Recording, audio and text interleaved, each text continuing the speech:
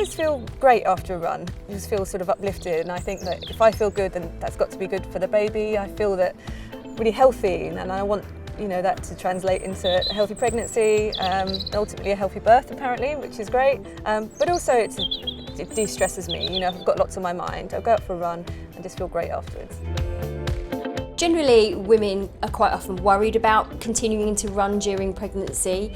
So some people believe that it might be associated with increased risk of miscarriage, and actually some women think that baby will just literally fall out, which luckily isn't true. So if you're a regular runner before pregnancy, you can continue to run as long as you feel comfortable.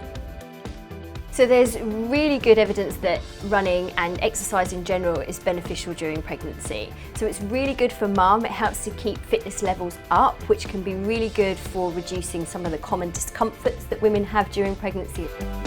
It's also really good for baby, so we can tell that there's increased oxygen supply to the baby in the womb during exercise, which is going to help with growth and development.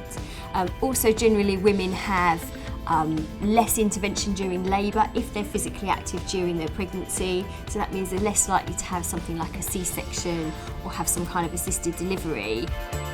I mean, obviously I'm not doing the intensity or volume of running that I was doing prior to being pregnant, because I was marathon training, but I'm now doing sort of 30 to 40 minutes 3 or 4 times a week.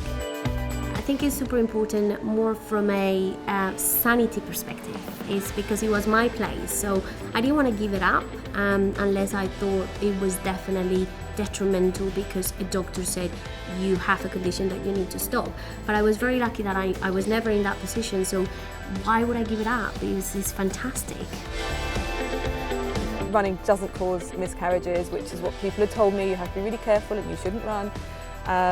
So yeah, just to carry on doing similar amounts but less intensity and less miles. There's a few sensible precautions that you should take when you're running, so things like avoiding overheating. So if you're going to run outdoors, avoid the hot parts of the day, and if you're running indoors on a treadmill, then try to make sure you've got good air ventilation around you. Make sure you dress comfortably, so layers can be good, so you can take some off if you get a bit too hot. Wear some really good running shoes with some good support in them and a supportive sports bra, and just make sure you keep your fluids topped up, so keep drinking as you run so you don't get overheated and you keep hydrated, and you should be fine to continue running as long as it all feels good.